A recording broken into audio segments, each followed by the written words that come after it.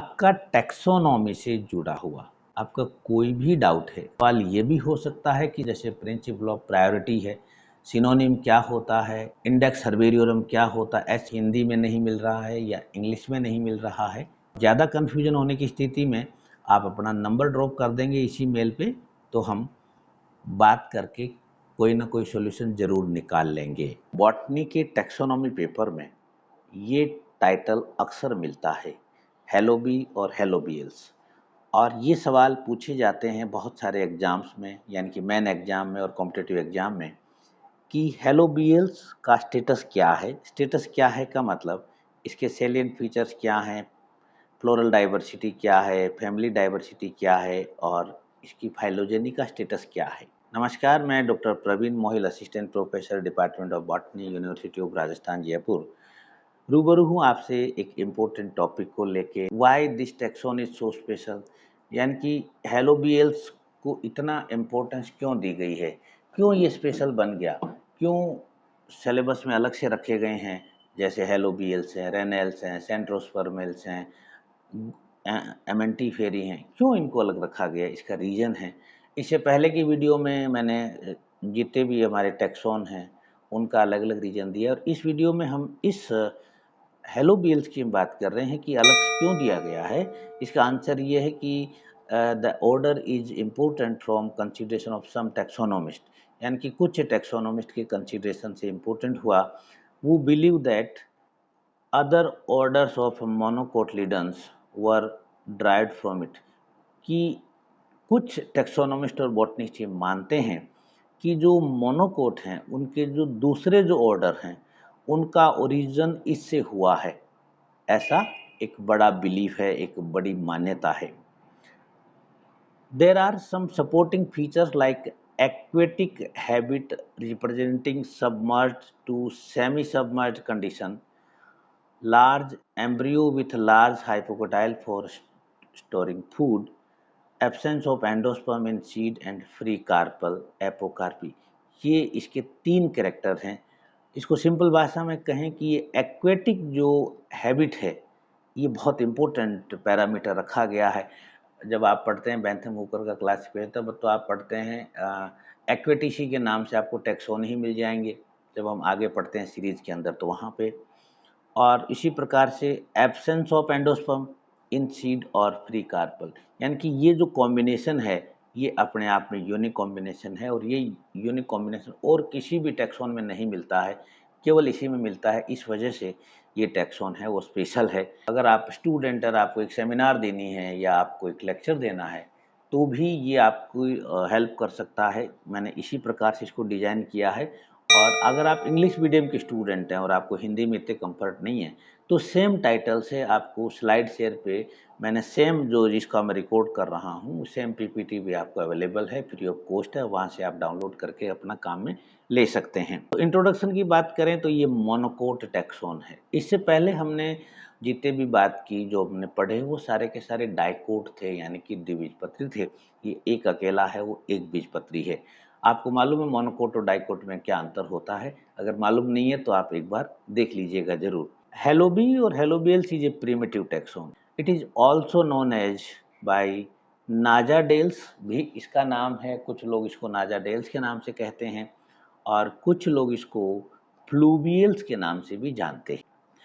This term was historically used to refer to a group of monocot aquatic plant, यानी कि ये शब्द पहली बार जो उन एक्वेटिक प्लांट्स के लिए काम में लिया गया जो मोनोकोट हैं। इसमें डाइकोट इंक्लूड नहीं है, मोनोकोट एक्वेटिक प्लांट्स हैं, उनके लिए शब्द काम में लिया गया पहले। हेलोबी and हेलोबियल्स refers to outdated classification in taxonomy of aquatic plant, यानी कि प्रेजेंट में ये जो टर्म है या ये जो पैरामीटर है इसको आउटडेटेड माना जाता है। These terms are not commonly used in modern botanical nomenclature, यानी कि अभी का जो हमारा बॉटनिकल सिस्टम है, जो हमारे क्लासिफिकेशन है, जैसे एपीजी की हम बात करें या फाइलोजेनेटिक की हम बात करें, तो उसमें इन शब्दावली का प्रयोग नहीं किया गया है। क्योंकि किस लिए नहीं किया गया? क्योंकि अभी के पैरामीटर हमारे अलग हैं और ये इसके पैरामीटर हमारे अलग हैं।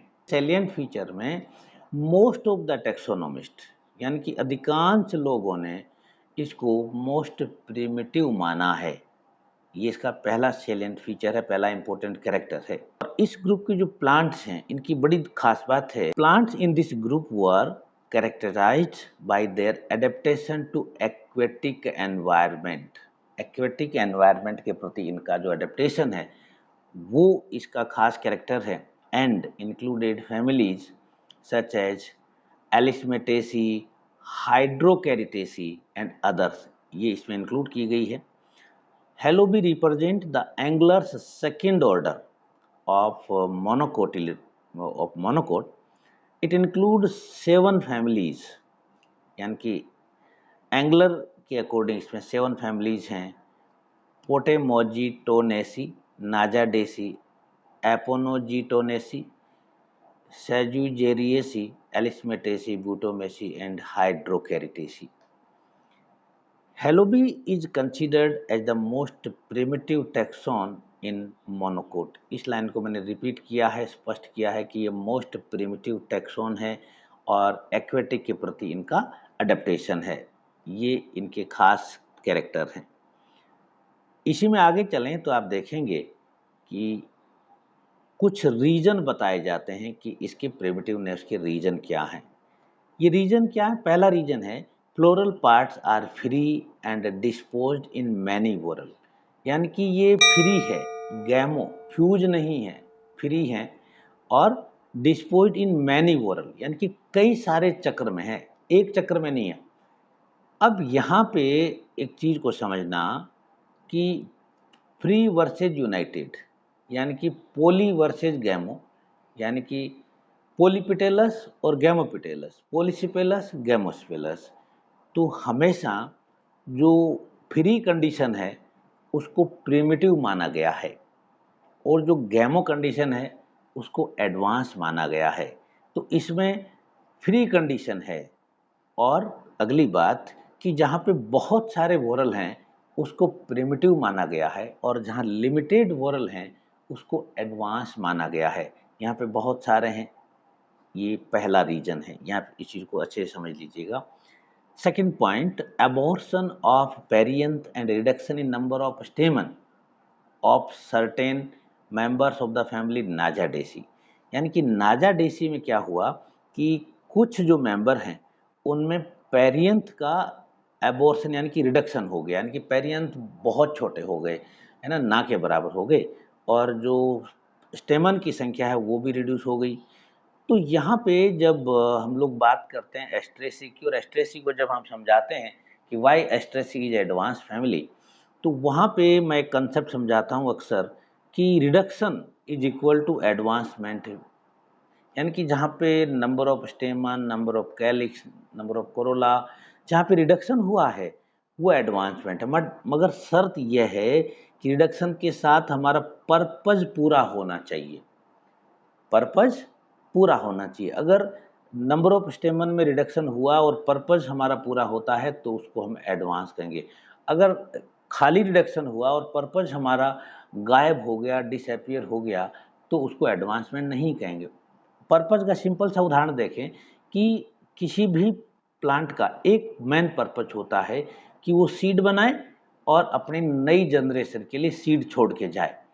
तो अगर वो सीड नहीं बना रहा है तो हम उसको एडवांस नहीं कहेंगे। नेक्स्ट पॉइंट पे बात करें कि number of stamen and carpel are many having transition from the spiral to whorl arrangement, यानी कि स्पाइरल टू वोरल यानी कि बड़ा ट्रांजिशन है, और दूसरा कि संख्या जो है वो मैनी है, और जहाँ पे मैंने कहा मैनी है वो हमेशा प्रिमिटिव होता है।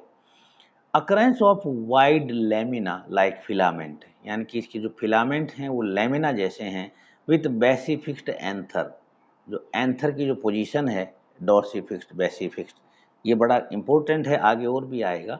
With basifixed anther in the Juncaginaceae and Potamogetonaceae, यानी कि इन दो फैमिली में ये पोजीशन मिलती है, तो ये इस बात का प्रमाण है कि ये प्रिमिटिव हैं। प्रेजेंस ऑफ लैमिनल प्लेसेंटेशन, इस वर्ड को एक बार अच्छे से पढ़ लीजिएगा, वो बच्चे जो टेक्सोनॉमी स्पेशल पेपर के हैं या जिनको आगे किसी बड़े एंट्रेंस एग्ज़ाम को पास करना है, यानी कि बड़ा एंट्रेंस एग्ज़ाम का मतलब है आपको पीएचडी में एडमिशन लेना है या आपको आरपीएससी या किसी पीएससी के अंदर आपको असिस्टेंट प्रोफेसर बनना है या किसी खास डिपार्टमेंट जैसे बीएसआई और उधर आपको जाना है, तो इस वर्ड को ज़रूर पढ़ लीजिएगा। यहाँ मैं इसको ज़्यादा विस्तार से नहीं बता रहा हूँ। एक प्रकार का प्रेजेंटेशन है, बस इतना ही यहाँ मैं बता पाऊँगा। Incomplete closure of carpels in certain members of the family hydrokerataceae, यानी कि इनकम्प्लीट क्लोजर, यानी कि जब हम कार्पल का इवोल्यूशन पढ़ते हैं तो वहाँ पे ये शब्द आता है, यानी कि कंप्लीट इवोल्यूशन नहीं हुआ, कंप्लीट प्रोसेस पूरा नहीं हुआ, इस बात से होता है। अभी आप यूजी में तो छोड़ सकते हैं इस शब्दावली को। Floral diversity, this is characterised by aquatic and marshy habitat, यानी कि जहाँ पे पानी अधिक है, एक्वेटिक है, वहाँ पे मिलते हैं।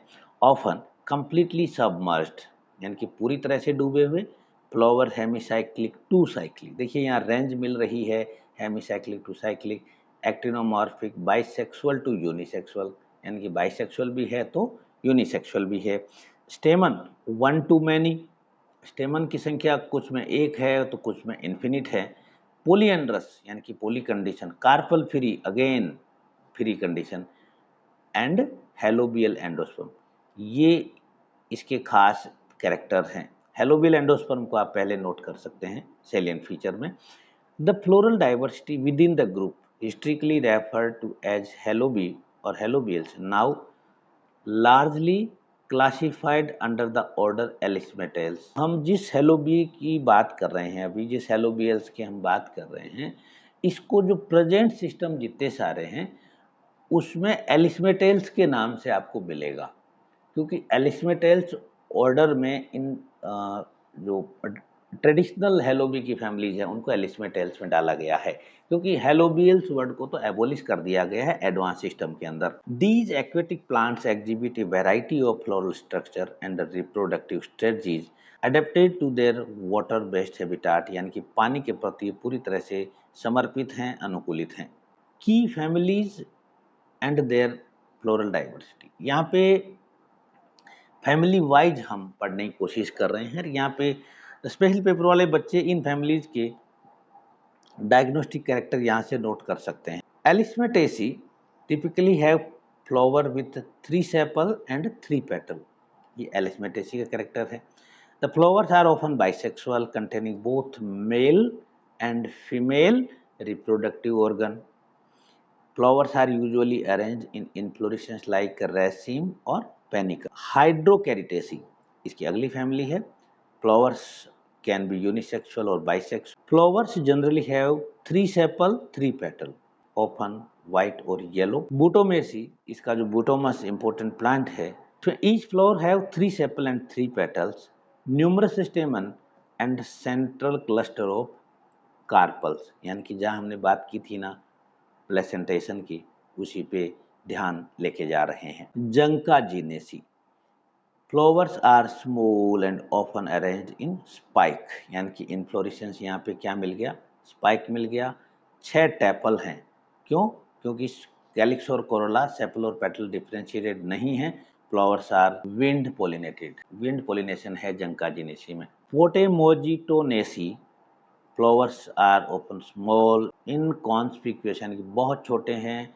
स्पाइक इनफ्लोरेसेंस है और टिपिकली लैक पेटल, पेटल नहीं है। इंस्टीड दे हैव 4 टैपल, यानी कि टैपल हैं, adapted for water pollination.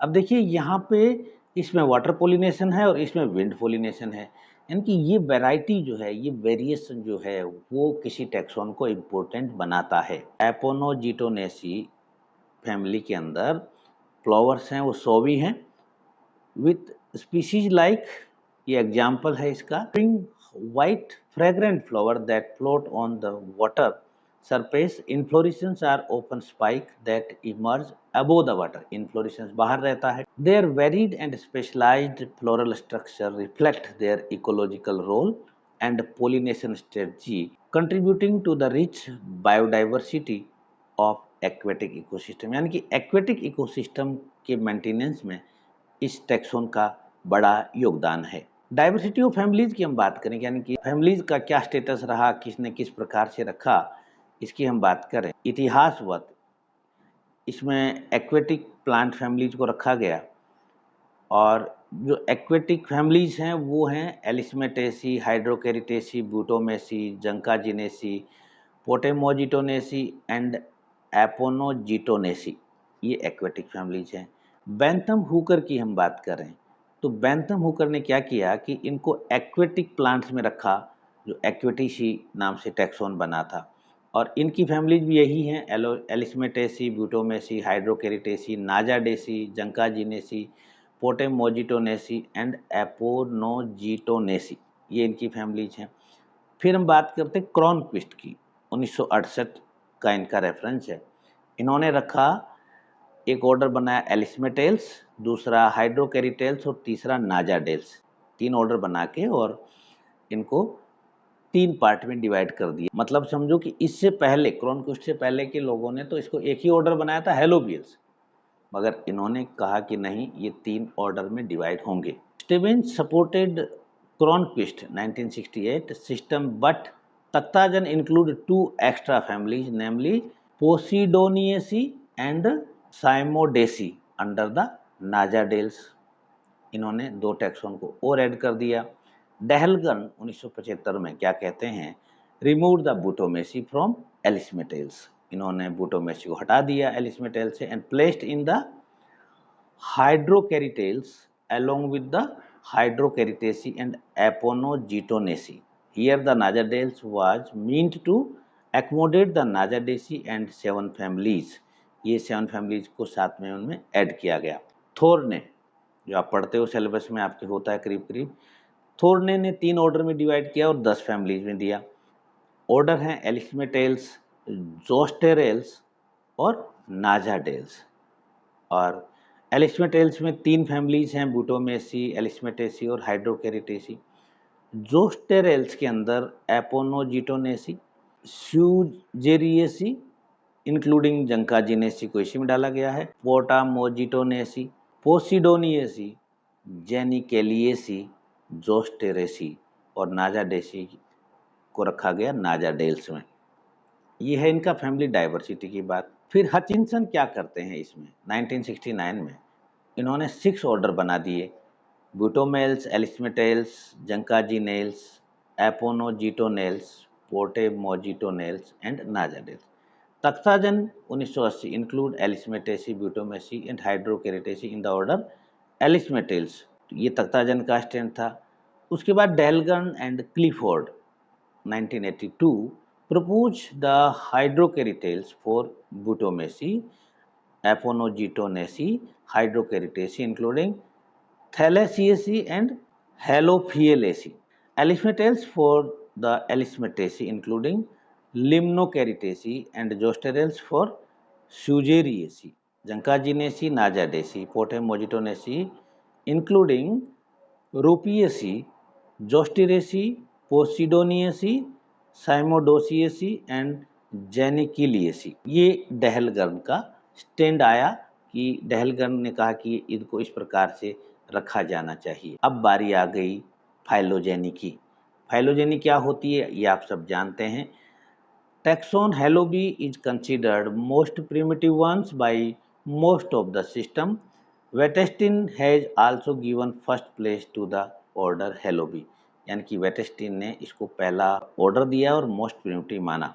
Hutchinson splitted Helobiae, Hutchinson ने इसको स्प्लिट कर दिया into several independent order such as Butomales, Alismatales, Juncaginales, Aponogetonales, Potamogetonales and Najadales. और जो वेटेस्टिन एंड हचिंसन का जो कंसेप्ट है, in view of the Wettstein and Hutchinson, the primitive monocotyledons order Helobi was derived from early renals।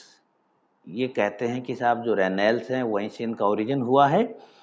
So Helobiae form the possible connecting link between dicot and monocot. यहाँ पे बहुत बड़ी बात यहाँ पे रखी गई वेटेस्टिन हचिंसन के द्वारा। ये कह रहे हैं कि ये डाइकोट और मोनोकोट के बीच की योजक कड़ी है।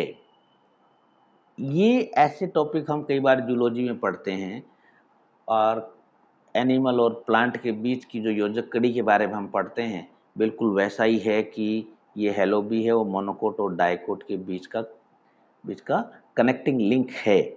तो जो बच्चे स्पेशल पेपर वाले हैं और वो आरपीएससी में जाते हैं या किसी इंटरव्यू में जाते हैं, तो इस टॉपिक को ध्यान से रखिएगा ध्यान में।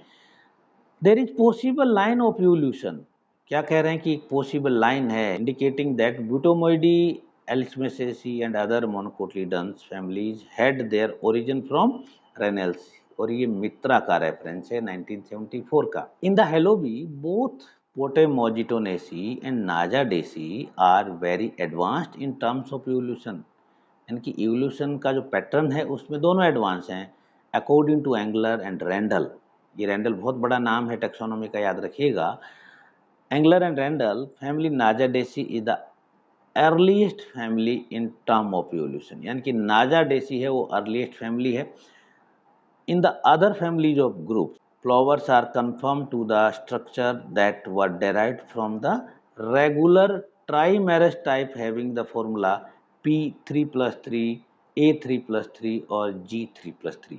ये जो 3+3 है इसको ध्यान में रखिएगा, ये बहुत सिंपल सी बात है, मैंने कई वीडियोज में बता रखा है। अगर आपको दोबारा समझना होगा तो आप कमेंट डालेंगे तो मैं दोबारा भी इसको कंसेप्ट को समझा दूंगा। Son of the member of androcium and gynocium either by doubling or by increasing the number of whorl, मतलब क्या कि 3, 6, 9 इस तरह से डबलिंग का पैटर्न समझाते हैं। मॉडर्न क्लासिफिकेशन क्या कहते हैं? The family once grouped under Helobiae or Helobiales are now placed in different orders and clade within the monocote, यानी कि जो वहाँ थी अब उनको अलग अलग जगह पे रख दिया गया है। Alismataceae, this family is now placed under the order Alismatales which include other related families of aquatic plant. Hydrocharytaceae, this family is also included in the order Elismatales. The order Elismatales now encompass a wide range of aquatic plant including those previously categorized under हेलोबी और helobial. यूँ समझो कि जो हेलोबियल्स या हेलोबी का जो उत्तराधिकारी order है वो है एलिस्मेटेल्स, यानी कि ये इकलौता इनका वारिस है, इनकी पूरी संपत्ति का मालिक एलिस्मेटेल्स ऑर्डर है। की फैमिलीज इन एलिस्मेटेल्स आर एलिस्मेटेसी, हाइड्रोकेरिटेसी और एरेसी। ये फैमिली पहली बार आई है यहाँ पे, इससे पहले नाम नहीं आ रहा था इसका। The phylogenetic relationship within Alismatales are based on DNA sequence data including chloroplast, mitochondria and other nuclear genomes. ये मोस्ट एडवांस वर्जन है। इवोल्यूशनरी इनसाइट्स क्या कह रहे हैं? मॉलिक्यूलर एविडेंस और morphological convergence, phylogenetic studies using chloroplast DNA sequence, example RBCL, METK, nuclear ribosomal DNA and mitochondrial gene have been crucial in resolving the relationship within elismatales. These data set provide robust support for the monophyly of the order and clarify the placement of various family, यानी कि molecular data की significance की बात कही गई है। Morphological convergence, many families within Alismatales so convergent evolution, यानी कि दो प्रकार के इवोल्यूशन होते हैं, एक डाइवर्जेंट होते हैं और दूसरा कन्वर्जेंट होता है। कन्वर्जेंट वो होता है कि आगे जाके सारी जो लाइन्स है वो एक पॉइंट पे मिल जाती हैं, डाइवर्जेंट में आगे जाके अलग अलग हो जाती हैं। यूँ समझो कि रेल की पटरियां हैं, दोनों अगर आगे जाके यूँ मिल जाएं तो ये कन्वर्जेंट, और आगे जाके दोनों अलग अलग डायरेक्शन चले जाएं तो वो डाइवर्जेंट, ऐसे समझ सकते हैं। Many families within elismatales show convergent evolution of aquatic traits such as submerged leaves, flexible stem and specialized pollination mechanism. ये 3 एग्जाम्पल याद रखिएगा। These traits have evolved independently in different lineage in response to similar environmental pressure. अब इसका देखते हैं cladogram. ये इसका cladogram है, ये एलिस्मेटेल्स है और ये इसमें से सारी फैमिलीज को इवोल्व होते हुए दिखाया गया है। ये अगर आपके सिलेबस में है तो आप इसका स्क्रीनशॉट लेके पढ़ लीजिएगा, अदरवाइज इसको आप छोड़ सकते हैं। आपका टैक्सोनॉमी से जुड़ा हुआ या फिर इस वीडियो से जुड़ा हुआ या इस पीपीटी से जुड़ा हुआ आपका कोई भी डाउट है, कोई भी क्वेश्चन है, तो प्लीज़ कमेंट बॉक्स में लिखिएगा ज़रूर। और अगर आपको कमेंट बॉक्स में कमेंट करना नहीं आता है, तो आप अपना सवाल मुझे इस मेल आईडी पे भेज देंगे, तो मैं आपको आंसर देने की कोशिश करूँगा। और सवाल ये भी है कि सवाल क्या होगा? सवाल ये भी हो सकता है कि सर ये टॉपिक है, जैसे प्रिंसिपल ऑफ प्रायोरिटी है, सिनोनिम क्या होता है, इंडेक्स हर्बेरियम क्या होता है, ऐसी चीज़ें हैं जो हमारे सिलेबस में है मगर हमें इसका मैटर नहीं मिल रहा है, हिंदी में नहीं मिल रहा है, इंग्लिश में नहीं मिल रहा, तो वो भी आपकी प्रॉब्लम हो सकती है। इस मेल आईडी पे मेल कर सकते हैं। और ज़्यादा कन्फ्यूजन होने की स्थिति में आप अपना नंबर ड्रॉप कर देंगे इसी मेल पे, तो हम बात करके कोई ना कोई सॉल्यूशन ज़रूर निकाल लेंगे। पर्पज़ ये है कि आपका इस पेपर में अच्छे नंबर आएँ, आपका रिज़ल्ट अच्छा रहे, ये हमारा पर्पज़ है। हाँ, वीडियो आपको अच्छा लगा हो तो लाइक कीजिएगा, किसी की हेल्प के लिए शेयर कीजिएगा और अगले नोटिफ़िकेशन के लिए चैनल को सब्सक्राइब कर लीजिएगा। Thank you very much.